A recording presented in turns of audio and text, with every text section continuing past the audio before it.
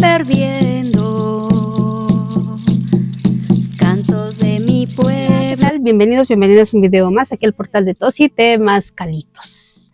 Mi nombre es María Elena Olvera, si no me conoces, y el día de hoy vamos a seguir hablando de este encuentro que les estoy compartiendo un poco de la información del desarrollo de este encuentro de médicos tradicionales. En este caso va muy dirigido a las cuestiones de las parteras.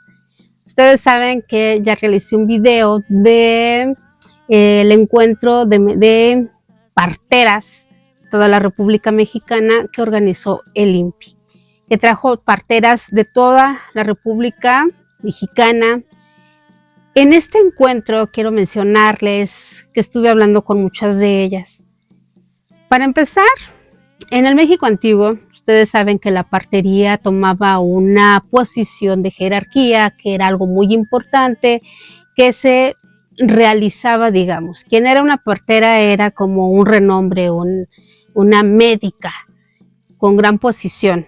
Obviamente eso se perdió después de la conquista, se pierde y entra ese sentimiento de no merecimiento, entra ese sentimiento de devaluación y por supuesto de rechazo y más aún de estar ocultas. De algo tan importante que existía fue pisada, fue saboteada toda esa energía de sabiduría en cuanto a las parteras. En toda la República. Quiero mencionarles que hace como unos 15 años, cuando nosotros andábamos en busca de parteras para que nos dieran un poquito de su sabiduría o conocimiento, que nos compartieran algo, era muy complicado. Todas se negaban de alguna forma de ser entrevistadas, no daban información, era como muy oculto, hasta cierto punto, hasta como sinónimo de vergüenza. Hasta ese punto cayó esa área de algo que tenía bastante peso, bastante renombre, cayó a ser pisoteada en la parte de partería. O sea, el nombre de partería sí cayó a los suelos. ¿Y esto por qué lo digo? Porque realmente se sintieron muy desvalorizadas en algún momento. Al momento que llega la conquista ideológica, de alguna forma, pues todas estas prácticas de la sanidad, del curanderismo, pues fueron ocultas y quedaron, obviamente, sobrevivieron muchos charlatanes, que a lo mejor ustedes, incluso yo también viví esas experiencias oscuras de lo que son los charlatanes y de cómo se manejan y que realmente no les importa si van a ayudar, simplemente ahí están las cuestiones monetarias y que en ese entonces se carecía de conocimiento tanto de uno como de ellos. Ahora que uno ya sabe más, no, pues esos estaban reverdes, nada más te limpiaban, pero te embarraban la mugre, ni siquiera te limpiaban. Pero bueno, en cuanto al tema de la partería, aquí quiero mencionar que en este encuentro que hubo de parteras en San Miguel de Allende, en casa, pues tuve la oportunidad de hablar con muchas de ellas. Y ahí observé todas las diferentes posturas que tiene cada una de las parteras. Hay parteras que ya tienen la sabiduría, que ya tuvieron un adiestramiento, que ya tuvieron un conocimiento, que ya fueron entrenadas y ellas tienen de alguna manera más elevada la autoestima, y a eso me refiero elevada porque ya pueden cobrar por sus servicios y van a variar. Ustedes ya han de saber si tuviste un pariente, una amiga, un familiar. Normalmente si se van por este método de la partería de manera natural, están entre 18, bueno, entre 15, 18 mil, 20 mil pesos, dependiendo la persona.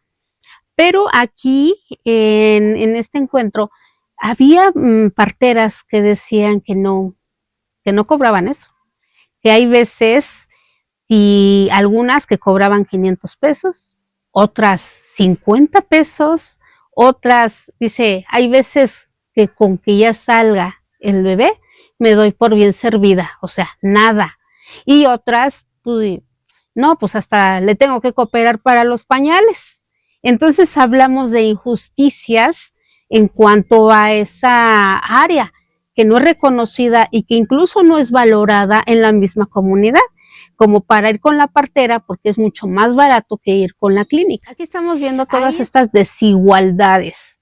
Y esas desigualdades es porque también la misma partera, de alguna forma, perdió todas esas enseñanzas, perdieron las enseñanzas, digamos, de autoridad, porque en la práctica, en el momento de traer, tienen todas esas habilidades para mover el niño, para sacarlo, para saber cómo está.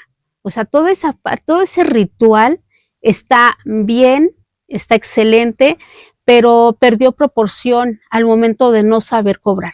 Un guía de temazcal en el México antiguo, cuando llegan los españoles, cobraban un 1 real.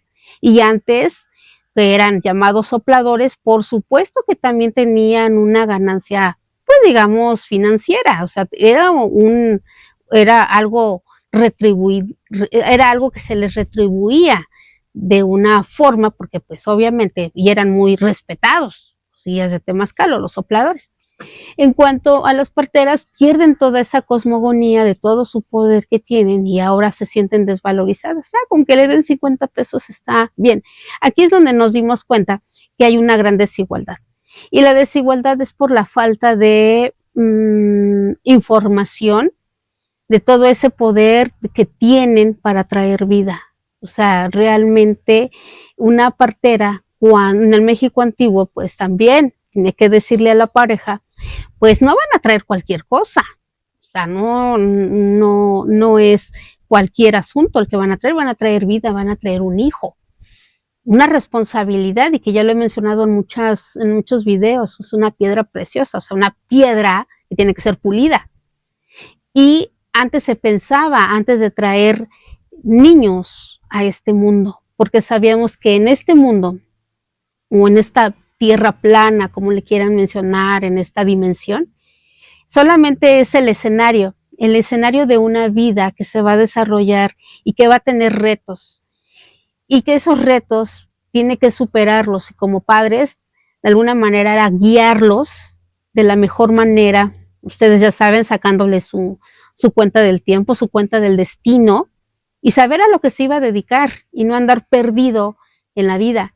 O como muchas veces viene ya mucha gente con traumas, porque desde el útero ya vienen esas emociones arraigadas. Mucha gente que es evasiva, que toma mucho, que se droga. Hay que ir al contexto desde su gestación, cuando estaba en el útero. Muchas mujeres que no querían tener hijos, pues abortaban, y cuando no lograban abortar, pues realmente le transmiten ese odio, ese sentimiento a ese bebé y hoy a su nombre. O muchas de las mujeres que agredían su cuerpo para poder sacar ese producto, se aventaban de panza para que no saliera. Entonces esos traumas de alguna manera generan en muchas de las personas evasiones. Y muchas veces ustedes, si son médicos tradicionales, si son médicos tradicionales sobre todo, así que les dicen, un preparado para la tomadera, pues no se le va a quitar, porque ya el trauma ya viene de gestación. El evadirse para no estar en este plano terrestre con esas frustraciones porque los traen tan adheridas, esos rechazos que vienen desde gestación. A eso me refiero, que en el antiguo México todavía estaba más regulado, incluso cuando porque obviamente había mujeres que también provocaban el aborto, brujas, podemos decirle, o curanderas, que pues también se iban por el lado opuesto, pues se dice que también había una pena de muerte, porque realmente traer vida a este plano sí era considerado, tenía que ser pesado, medido, cuantificado, qué iba a ser, cuál iba a ser su propósito. Hoy en día, pues ya traemos hijos y hay veces ni sabemos qué onda hasta que ya aprendemos, híjole, se tenía que dedicar a eso, ya fueron años perdidos en una carrera, o no le va a funcionar esto porque realmente su misión es hacer esto otro, sus cualidades y sus habilidades son otras. Todo viene desde la gestación, entonces las parteras en ese entonces sabían toda esa cosmogonía y podían decir si va a venir, que ya lo he mencionado en muchos videos, creo, no me acuerdo, en donde si la persona viene con mucha tendencia a ser evasiva, drogadicta, tomadora o todo ese tipo de situaciones evasivos, pues cambiarle el nombre, cambiarle tanto el nombre de tradición, por supuesto, con algún numeral para que le dé un equilibrio, porque muchas veces les ponemos Miquislis, vamos a ponerle Miquisli, ¿cuántas muertes va a tener esa persona? O le queremos poner Macuili, Xochitl, o Macuili, Tochtli, y entonces pues va a andar del tingo al tango. Allí tenía uno que mediar, porque la vibración, somos vibración, definitivamente todo está medido en cuanto a números y frecuencias. Y entonces Tochtli, que significa Macuili, pues obviamente pues va a estar sembrando hijos por todos lados y aparte entrándole a los placeres de la vida. De esa manera las parteras lo sabían en el México antiguo. Hoy en día no te quieren decir toda la información, son muy reservadas en muchos aspectos y por supuesto en algunas sí se perdió todo eso del poder que tienen incluso para cambiar el nombre, porque ellas son las que traen vida, tienen más poder de palabra para poderle cambiar, digamos, el destino o aligerar un poco el destino de las personas. Por ese motivo grabé esta información de las parteras, cómo lo hacen, qué hacen, digamos en la parte técnica, un poco de ello les grabé, porque pues ya les he mencionado que mucha información se me borró, porque ya no cabía, fue demasiada y había grabado cosas que ni siquiera, entonces bueno, pero bueno, eso es algo importante, ¿no? Y a lo mejor muchas de ustedes o muchos de ustedes les gusta esos temas de la partería o muchos andan buscando dónde aprender, pues una de las opciones es definitivamente casa, en San Miguel de Allende. Ahí es donde pueden aprender esta, digamos, práctica ancestral, obviamente ya más actualizada, pero al fin de cuentas práctica ancestral, donde las mujeres es el que de alguna manera donde las mujeres se desarrollan y viene siendo el rumbo de Cihuantlampa, el rumbo de las mujeres, donde traemos vida. Y nosotras, de alguna manera, que trajimos vida, pues sabemos que ellas están entre el portal en dos mundos, en este mundo terrenal y ese mundo sutil, donde vienen las almas, y bueno, es esa vida que ellas aprecian al momento de que empiezan a hacer toda su labor, desde que ajustan al hombre, ajustan a la mujer y por supuesto todo lo que conlleva las plantas medicinales para el, digamos, para la propia parte de la partería. Obviamente aquí no hablaron de plantas, hablaron más de la parte técnica, como les menciono, pero les dejo un poquito para que sepan cómo funciona. Y si quieres más información, dejo los datos del Instituto Casa para que te des una vuelta a San Miguel de Allende por si quieres ser partera o tus genes te llaman ser partera o partero, porque ya hice el video y que también hay parteros y no sabía yo que existían parteros. Solo y bueno, con verlas, saber qué es lo que sentían. Yo no aprendí pues en una escuela no, yo aprendí dando plantas, pues sí, de forma tradicional. Y ya con el tiempo pues fui aprendiendo otras cosas, pero yo soy tradicional y seguiré siendo partera tradicional siempre, ¿no? Y pues esa es mi experiencia, ¿no? Que tengo, no pues como mis compañeras, ¿no? Yo mi experiencia es muy diferente a ellas. Como les decía, pues por 30 años de mi vida he atendido mujeres embarazadas, he atendido 3,000 partos en esos 30, un poquito más de 30 años. He acompañado, claro, mujeres sanas, sin medicamentos, ahorita pues solo partos a domicilio, o siempre, ¿no? Y pues sí, tratando de que pues sea lo más cálido, ¿no? La atención, el acompañamiento, estar siempre con ellas, estar viendo, no haciendo tactos, no haciendo episiotomías, no poniendo oxitocina, ni pues ningún medicamento, todo natural. y siempre al cuidado de la mamá y el bebé, siempre, desde que inicia su trabajo de parto hasta que nace el bebé.